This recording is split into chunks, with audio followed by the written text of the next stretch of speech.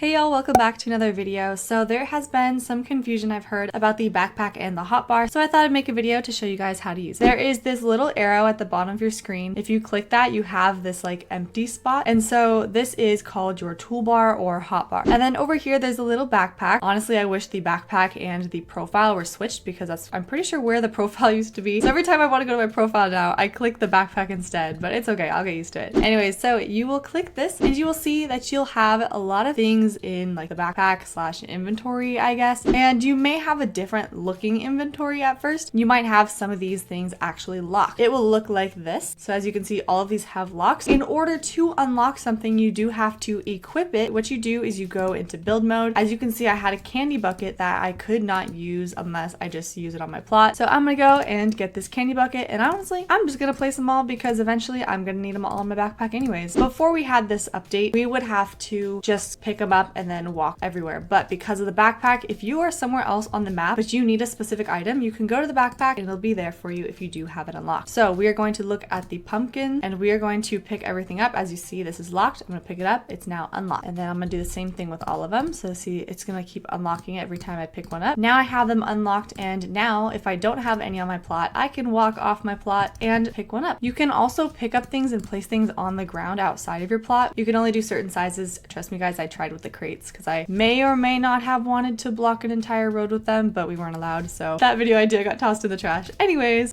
another thing is you might have to get up your own skill levels. For example, the gardening, if you want specific flowers, you are going to have to be a certain level in the gardening. So I think this is Bloxburg's way of kind of getting more people to play longer, which is totally fine. Honestly, like I would gladly play longer if I had the time. It's also a business, you know, so if you're upset about the playtime, it's also a business. Keep that in mind. There are some other things over here. I believe these are, oh, a fishing rod. So these are actually jobs. So this is the lumber job. This is the fishing job. This is the motor bike job. Same with the oil can, and the pickaxe is the mining job. So in order to get those, you do have to go to the job and do the job in order to obviously get it into your inventory. Same with the exercising equipment right here. All those you're gonna have to buy, and some of them are going to be a specific level. Now, how do you get them into the hotbar or the toolbar? So what you do is if you do have it unlocked, you will click and drag it into whatever spot you want. You can also move it after you let go of it, and to get rid of it, you just have to drag it back. You don't even have to put it in that spot. You could just drag it like over here and it'll still understand that you don't want it in the toolbar anymore. Another way to get rid of something is actually just to click and drag it right outside of the box and it disappears too. Just found that out. You can also, if you do plan on using something for a long period of time, you can favorite it by double clicking on the item. It'll have a little star next to it, and then you click this star right here. So for example, the sit emote honestly seems like a really popular one. So if you double click it, you have the favorite. If you need a sitting pose for a photo of some sort, then you can just have it right here. And you could just click it, or if you want, you can also put it in your bar, whatever works for you. I also recommend, if you are a role player, that if you need specific people to have certain emotes, have them put all of the emotes in their bar, so then when they're talking, they can like press certain ones, like the stadium. Let's say I'm talking and I want to be in this camera part, I can press 2 while I'm in the camera and I can use the emote. So that's really, really cool. Let's say it's not a favorite anymore. All you have to do is double click it again and it disappears. If you guys have any questions about it, you are more than welcome to ask in the comments. But for now, make sure to subscribe if you haven't already, and I'll see you guys next time.